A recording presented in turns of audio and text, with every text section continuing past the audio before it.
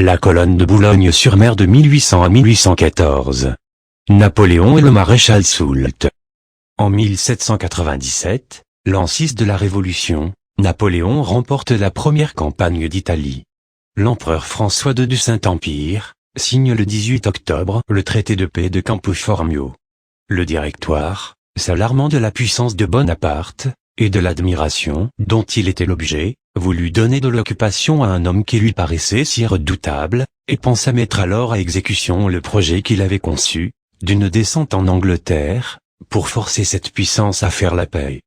Le général Bonaparte, nommé chef de cette expédition, arrive incognito à Boulogne, le 10 février 1798, l'an 7 de la Révolution, sous le nom d'un de ses aides-de-camp.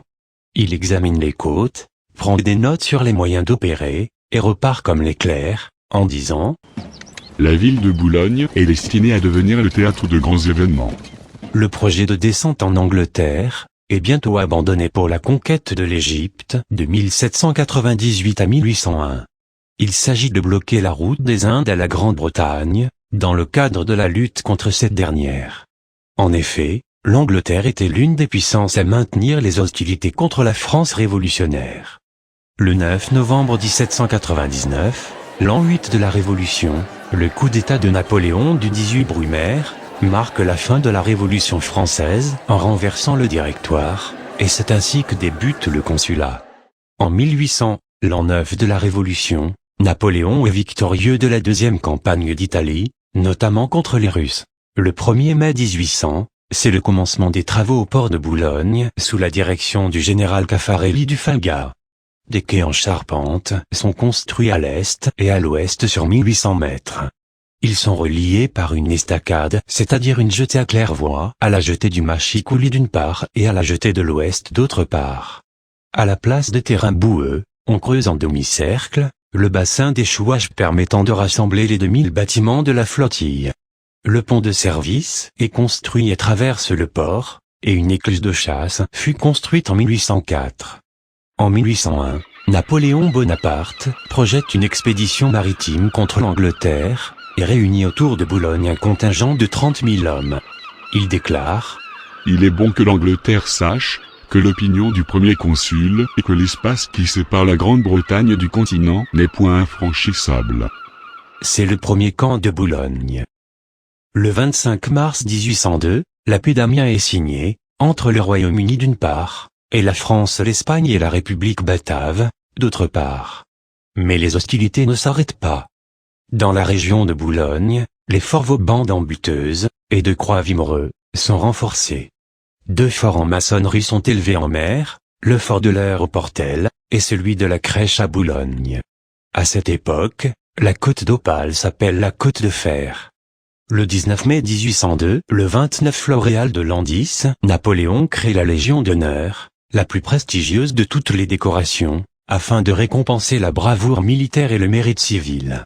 Les assemblées citoyennes avaient fait une vive opposition à cette institution, au nom de l'égalité républicaine. Le port de Boulogne est maintenant doté d'un bassin semi-circulaire, pour recevoir la flottille. Prames, canonnières, caïques, péniches, et autres bateaux plats. À Vimereux, un port artificiel est inauguré le 13 mars 1803. Les exercices d'embarquement et de débarquement se succèdent. Le 18 mai 1803, 30 000 soldats français occupent Hanovre, en Allemagne.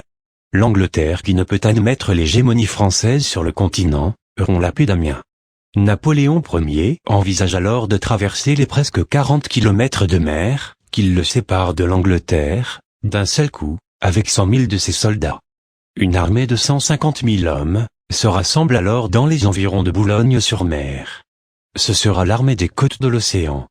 Cette armée, composée de l'élite des officiers et des soldats, va s'entraîner pendant encore 2 ans, en vue du débarquement.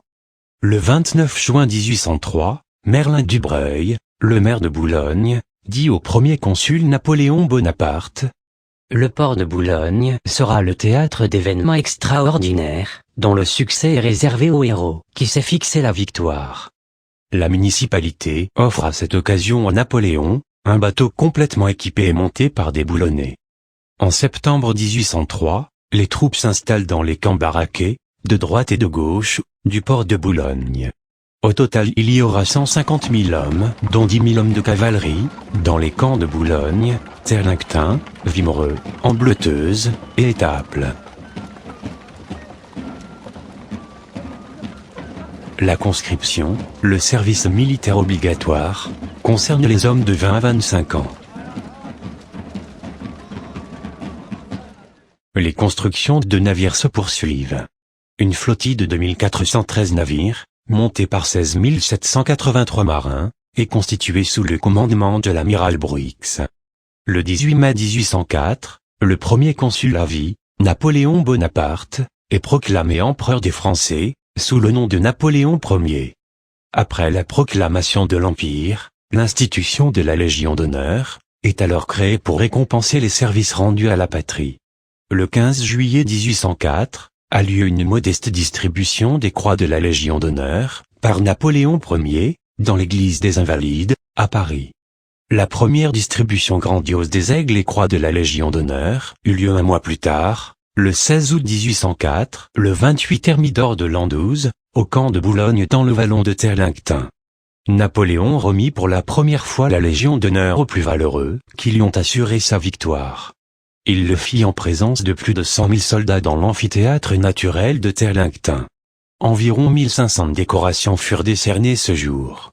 La devise de l'institution de la Légion d'honneur est « Honneur et patrie ».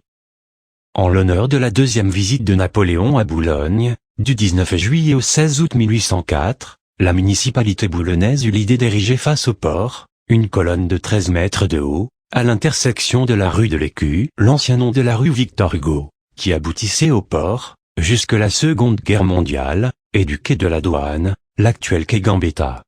Cet endroit bien connu des plus anciens Boulonnais a été appelé par la suite, le coin Menteur. Les plans de cette colonne furent demandés aux ingénieurs Ancelin et Grandela, qui étaient chargés des travaux du port. Elle se dressait donc face au quai où s'entassaient les péniches de la flottille militaire, et à proximité de la falaise où se trouvait le camp de droite. Cette colonne massive, haute de près de 13 mètres, était faite de bois et de toile peinte, et surmontée d'une couronne impériale. Le fût, cannelé, de 3 mètres de diamètre, reposait sur un piédestal de 3 mètres de hauteur sur 7 mètres de côté. Sur les 4 faces du piédestal, des médaillons avaient des phrases lapidaires au style à l'Angleterre, « Napoléon empereur des Français ». Les deux mondes te demandent la liberté des mers.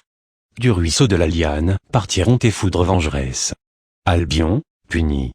Les services de la flottille dont l'arsenal était à proximité placèrent autour du monument des faisceaux d'armes, d'ancre de marine et de pavillons. Le 23 septembre 1804, le premier vendémiaire de l'an 13, les troupes de terre de l'armée des côtes de l'océan, qui constituaient le 4e, des 14 corps de l'armée de Napoléon, décidèrent par acclamation d'élever à leurs frais un monument à la gloire de l'empereur, afin d'éterniser le souvenir de la remise des insignes de la Légion d'honneur au camp de Boulogne. Les soldats feront le sacrifice d'une demi-journée de solde par mois, et les officiers de tous les grades des corps et états-majors, ainsi que les inspecteurs aux revues, commissaires des guerres, officiers de santé et personnel d'administration, offriront une journée entière de solde pour ce monument.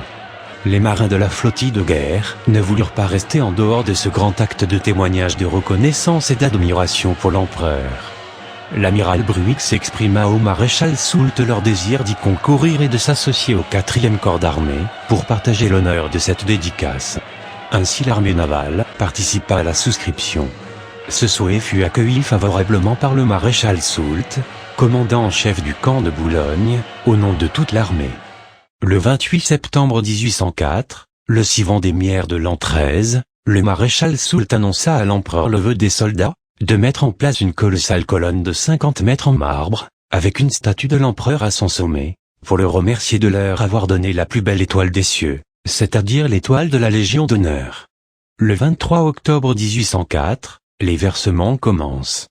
Le 27 octobre 1804, le 5 Brumaire de l'an 13, l'empereur écrivait de Saint-Cloud en réponse au maréchal Soult.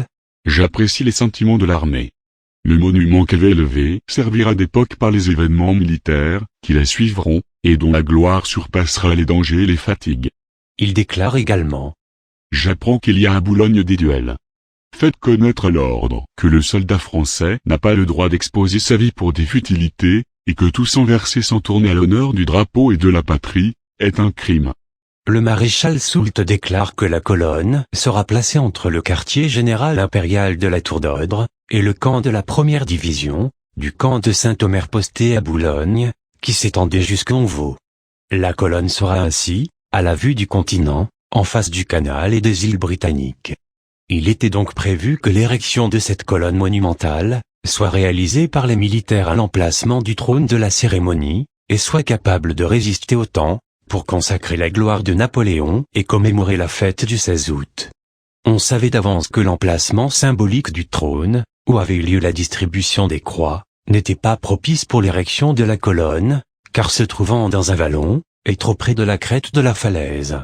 Le monument risquait au fil des siècles de subir le même sort que le phare de Caligula, et s'effondrer au bas de la falaise.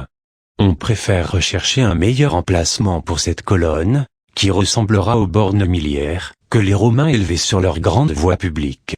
Le 7 novembre 1804, le 16 Brumaire de l'an 13, le général Bertrand, le capitaine du génie Joseph Virvaux, et le maire Merlin Dubreuil, choisissent d'implanter le monument près de la crête du camp de droite, sur le territoire de Vimille, dans la direction qui va du fort de la Crèche au Mont-Lambert, à 200 mètres de la route de Calais, au sommet du plateau d'Odre, à l'est du vallon de Terlinctin, d'où un horizon immense embrasse la ville de Boulogne, les camps, les trois ports, les îles britanniques et une vaste étendue du continent.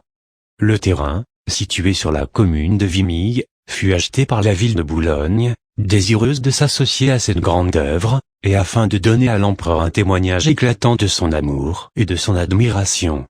Détail amusant, la majeure partie du terrain appartenait à la veuve de la Haute-Fourcroy, venant d'une vieille famille royaliste, et qui habitait à Grisindal-à-Vimille, et exploitait une ferme au hameau voisin de la Poterie.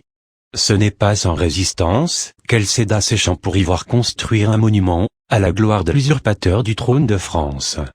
Une commission du conseil municipal se rendit chez le maréchal Soult, et lui en fit l'hommage le 7 novembre 1804. Le terrain offert ne se bornait pas à l'emplacement du monument. Il comprenait également toute l'étendue qu'il devait convenir de donner à son enceinte, et à son accès, soit plus de 7 hectares, qui finalement seront réduits à 4,5 faute de financement suffisant. La ville demande en outre à être chargée de la garde et de l'entretien du monument. Toujours le même jour, la commission des travaux de la colonne se réunit pour la première fois, et élit le général Antoine-François André aussi comme président. Il lance dans les journaux un appel aux artistes, architectes, sculpteurs et fondeurs. Les projets devront être déposés pour le 31 décembre 1804, le 10 Nivose de l'an 14. La pose symbolique de la première pierre de la colonne Napoléon est effectuée par le maréchal Soult, le 9 novembre 1804, le 18 Brumaire de l'an 13, à la date du 5e anniversaire du coup d'état du général Bonaparte de 1799. Ce jour arrivé, le maréchal commandant en chef, chez qui s'étaient rassemblés tous les généraux et les états-majors de terre et de mer, les chefs des administrations militaires, les autorités civiles et une députation du conseil municipal de la ville de Boulogne, se rendit avec eux à l'église Saint-Nicolas, pour y assister à une messe solennelle, après laquelle le cortège se porta sur le terrain destiné à l'érection du monument. Tous les grenadiers de l'armée, des détachements des corps d'artillerie de terre et de mer, les sapeurs, la cavalerie, et des détachements de toutes les escadrilles, formaient une enceinte autour des fondations. Les troupes en une triple et quadruple haie, figuraient sur le terrain la vaste enceinte vivante du futur parc de la colonne. Le maréchal Soult, assisté d'un grenadier par régiment, plaça la première pierre, et ce moment fut annoncé par les salves d'artillerie des détachements, répétées sur les côtés la ligne d'embossage. Rien ne manqua à la grandeur de cette cérémonie, car elle fut simple. Il n'y eut pas de discours mais une salve de coups de canon, et la remise des croix à quelques nouveaux légionnaires. Seuls les cris de Vive l'empereur, Vive Napoléon, s'y firent entendre. Le bloc de marbre qui fut placé dans les fondations de la colonne, mesurait 87 cm de longueur, 65 de largeur et 27 d'épaisseur. Il portait cette inscription: première pierre du monument décerné par l'armée expéditionnaire de Boulogne et la flottille, à l'empereur Napoléon, posé par le maréchal Soult, commandant en chef, Le 18 Brumaire de l'an 13, 9 novembre 1804, anniversaire de la régénération de la France. Puis les troupes défilèrent, musique en tête, devant Soult et Bruix, poussant des hurrahs tout en regagnant les quais et les camps, où il fut procédé à une double distribution de vivres et de vin. Napoléon espérait suivre les traces de César, en donnant à Boulogne un rôle important de ville frontière, qui sera la porte de la conquête de l'Angleterre. Le 21 novembre 1804, la cession du terrain est acceptée par le préfet. Le 2 décembre, c'est la cérémonie religieuse du sacre de Napoléon et le couronnement de Joséphine à Notre-Dame de Paris. Le 12 janvier 1805, l'architecte Éloi Labarre est choisi après le rapide concours, pour dessiner les plans de la colonne, et exécuter les travaux de construction. Éloi Labarre est né en 1764. Il reçoit le second Grand Prix de Rome en architecture en 1797. Il est également chargé d'achever le palais Brognard qui abrite la Bourse de Paris, entre 1813 et 1825, après la mort d'Alexandre Théodore Brognard.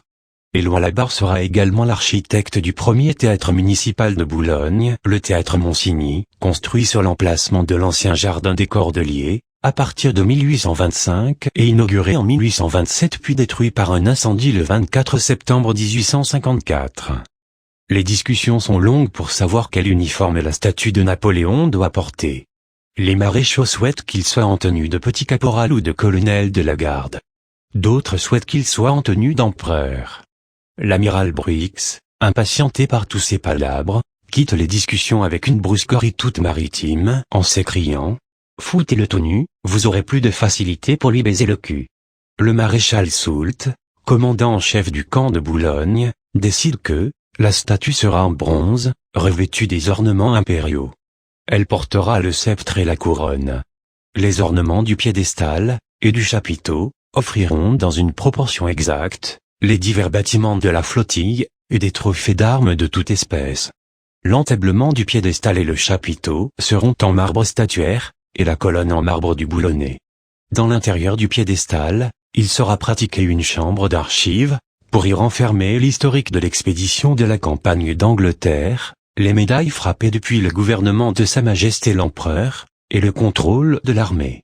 Jean-Guillaume Moite, ancien élève du sculpteur Jean-Baptiste Pigalle, fut chargé d'exécuter les lions qui gardent l'entrée du piédestal. Ces 2 lions furent réalisés entre 1805 et 1809. Il était prévu que Moite réalise également les grands bas-reliefs du piédestal, au nombre de 4 dans le projet initial. Ces 4 bas-reliefs devaient représenter, sur la première face, l'hommage que l'armée fait de ce monument à Napoléon, premier empereur des Français. Le sujet sera allégorique et par inscription. Sur la deuxième face, la cérémonie de la distribution de l'aigle de la Légion d'honneur, le 28 Thermidor de l'an 12. Sur la troisième face, les 3 ports de Boulogne, Wimereux, et en bleuteuse, et la flottille en rade. La 4e offrira l'aspect des camps, de la colonne, et celui de la tour d'Odre. La réalisation de la monumentale sculpture de Napoléon, dans son costume de sacre, fut confiée à Jean-Antoine Houdon, l'un des plus grands artistes de l'époque.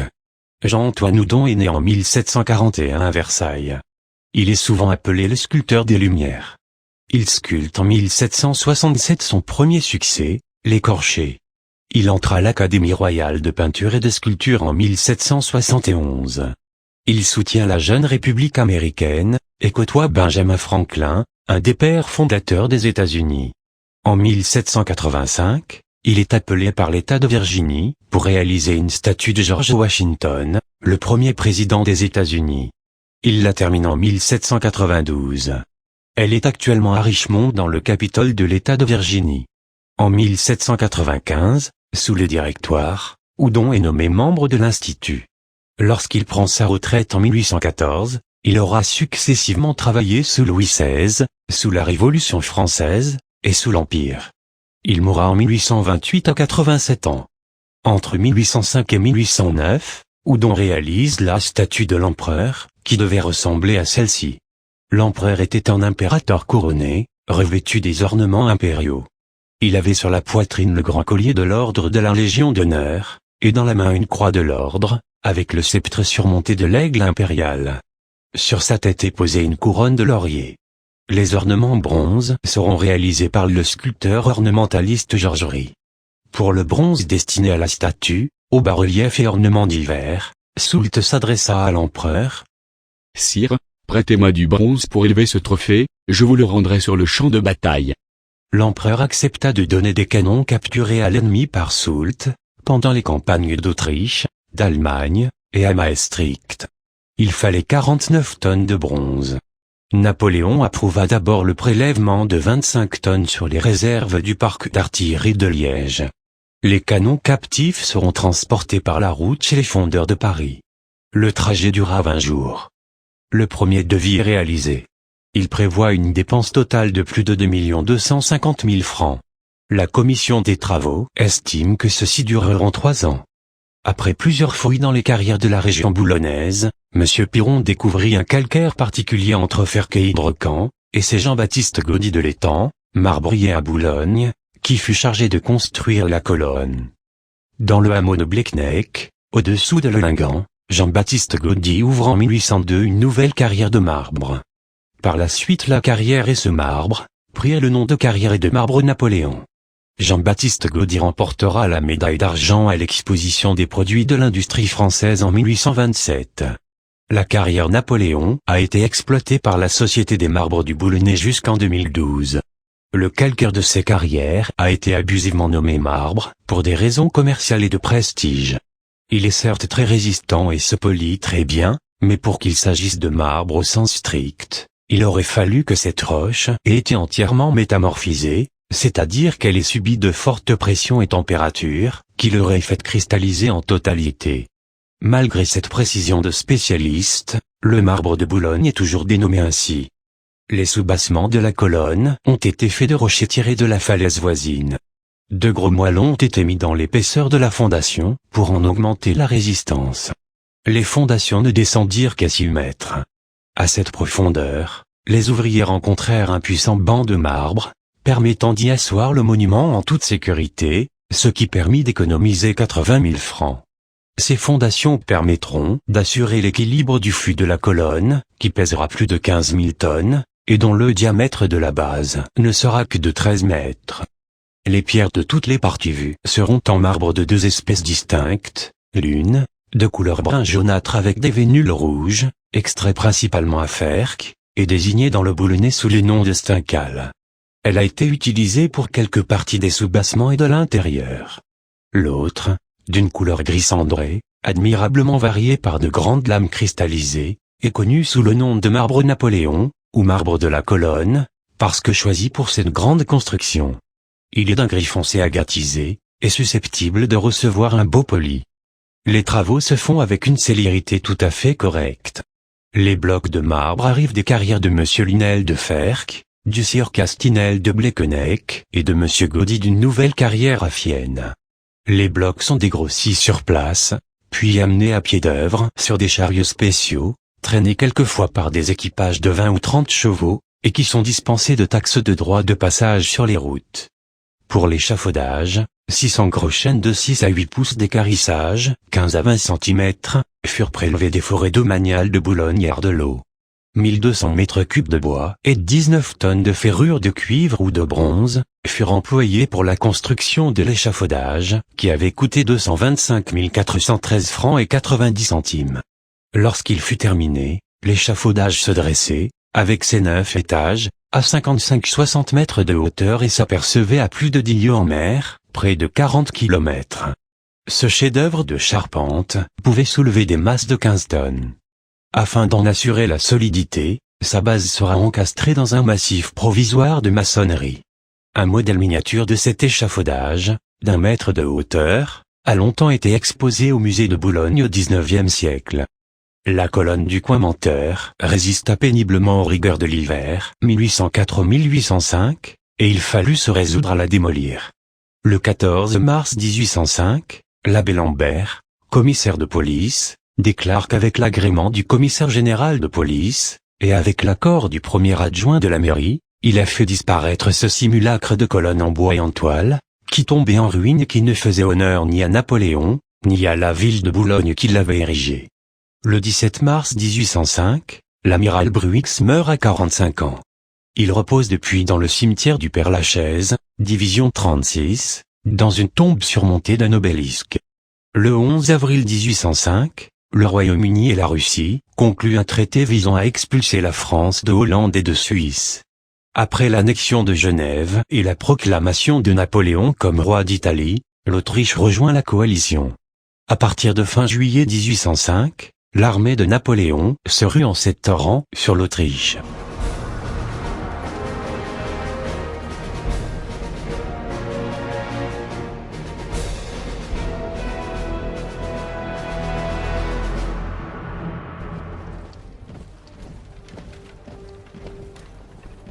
Le 24 août 1805, Napoléon, ne pouvant plus assurer sa suprématie navale, abandonne le projet d'envahir l'Angleterre, et lève le second camp de Boulogne en laissant tout de même quelques milliers de soldats. Le 21 octobre 1805, c'est la défaite navale de Trafalgar, contre l'amiral Nelson, commandant de la flotte anglaise, au sud de l'Espagne, près du détroit de Gibraltar. Le 2 décembre 1805, c'est la légendaire bataille d'Austerlitz, où Napoléon bat une armée supérieure en nombre. Il détruit l'armée combinée de l'Autriche et de la Russie, dans ce qui est considéré comme sa plus grande victoire. Ses adversaires perdent plus de 25 000 hommes, contre moins de 7 000 pour l'armée française. L'Autriche signe ensuite le traité de Presbourg. Elle abandonne la coalition, qui est dissoute, et cède Venise au royaume d'Italie, dont Napoléon porte la couronne. Après cette victoire, l'armée des côtés de l'océan portera le nom de Grande Armée. Après Austerlitz, Soult remet à l'empereur les canons que son corps d'armée venait d'enlever aux Russes et aux Autrichiens. Il lui écrivit en même temps: « Sire, je vous ai emprunté du bronze pour la colonne Napoléon, je vous le rends aujourd'hui, intérêt et capital. » Les prix des terrains vendus pour construire la colonne sont définitivement fixés le 10 février 1806, même si les travaux ont déjà commencé. Le règlement final est arrêté comme suit, pour une somme totale de 29 042 francs et 33 centimes. Il faudra 13 ans et beaucoup de réunions, pour que les sommes soient payées par la ville de Boulogne. En 1806, un fort est construit très près de la colonne Napoléon à Vimille, sur le site d'un moulin à huile construit dans les années 1790 par François Delporte. C'est le fort du moulin à huile.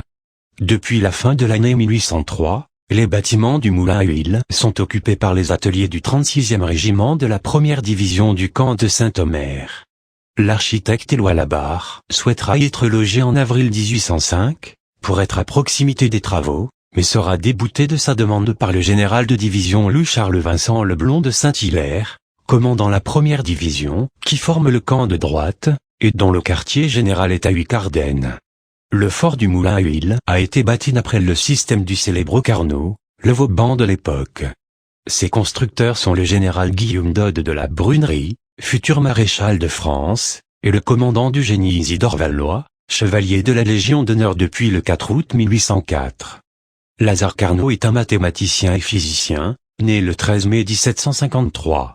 Il est député du Pas-de-Calais en 1791. Le 16 octobre 1793, il contribue à la décisive victoire de Wattignies près de Maubeuge, contre les Autrichiens. Il sera surnommé l'organisateur de la victoire. Il sera ministre de la guerre de Napoléon Ier après le coup d'État du 18 Brumaire. Il est exilé pendant la Restauration en 1816, et meurt à Magdebourg en 1823. Il est l'un des 3 membres de la Convention figurant au Panthéon. Ses cendres seront transférées au Panthéon le 4 août 1889, à l'occasion du centenaire de la Révolution, au cours d'une imposante cérémonie, pendant le septennat de son petit-fils Sadi Carnot. La digue qui ceinture le port en eau profonde de Boulogne porte le nom de digue Carnot, en l'honneur de Sadi Carnot depuis 1894. Le fort du Moulin à Huile était l'un des 6 forts, avec escarpe et contre-escarpe, constituant la seconde enceinte avancée de Boulogne. Il était creusé en terre, à l'abri du canon et des bombes, et avait 4 bastions d'angle. C'était le plus important de ceux construits pour la défense de la flottille. Il a été construit à l'endroit, dit-on, où se livra contre les Normands la fameuse bataille à la suite de laquelle la ville de Vimille fut ravagée en 882. Avant la construction du fort, on voyait encore sur le bord de la route une croix de pierre très ancienne, la croix Galopin, qui semblait y avoir été mise pour conserver le souvenir de ce terrible événement. Cette bataille fit au moins 8000 morts, et c'est une des origines possibles du nom de la ville de Vimille. La construction du fort du Moulin à Huile a dévié la route de Calais, qui avant était rectiligne, et qui ensuite l'a contournée. De la redoute du Moulin à Huile, il ne reste rien. Cette fortification a été détruite dans les années 1870 notamment par l'extension d'un vaste gisement de minerai de fer exploité à ciel ouvert. Une partie de l'ancien chemin du fort à l'huile et maintenant la rue du Maréchal-Ney, et à la place du fort à l'huile ont été construites dans les années 1970 des résidences d'habitation, au lieu ni bon secours. Entre juillet 1806 et 1808, une terrible épidémie décima la population de Boulogne. Le chantier de construction de la colonne fut très actif au début, grâce à l'aide des troupes de soldats campés à Boulogne. Le départ de l'armée pour Austerlitz en 1805 marqua un fort ralentissement. Le projet initial de la colonne comprenait des ornements en bronze, au niveau du sommet, le bouclier 3 aigles, et du piédestal, 2 proues de navires faisant saillie, mais le monument est épuré en 1806, par les membres architectes de l'Institut, avec le rejet des proues de navires. La commission de suivi des travaux préconise également que le nombre de bas-reliefs soit réduit à 2, et que les aigles du chapiteau soient enlevés du projet. 200 dessins sont réalisés à la demande du maréchal Soult avant et après modification des ornements. En 1808, Houdon livre les modèles de la statue de l'empereur. Le maréchal Soult en sera satisfait, et donnera son accord pour la fonte de la statue et des aigles du chapiteau. En 1809, l'édification du piédestal est terminée. En 1810, le terrain destiné à former le parc est nivelé pour envisager de commencer les plantations. Il faut attendre que l'échafaudage soit réalisé pour commencer la pose des assises du fût. Après des retards dus aux difficultés de se procurer du bois, il est enfin terminé le 1er mai 1810, grâce à l'aide du sieur Lunel, un des fournisseurs de marbre. Le 25 mai 1810, l'échafaudage de 60 mètres est illuminé pour le passage de l'empereur et de l'impératrice Marie-Louise, avec qui il s'est marié le 2 avril. L'enthousiasme est loin d'être au rendez-vous. En 1810, le bas-relief L'hommage à Napoléon est terminé et livré. Le sculpteur Moite a juste ébauché le 2e, lorsqu'il meurt peu après. La durée du chantier de la colonne Napoléon est réévaluée à 10 ans au lieu de 3 initialement.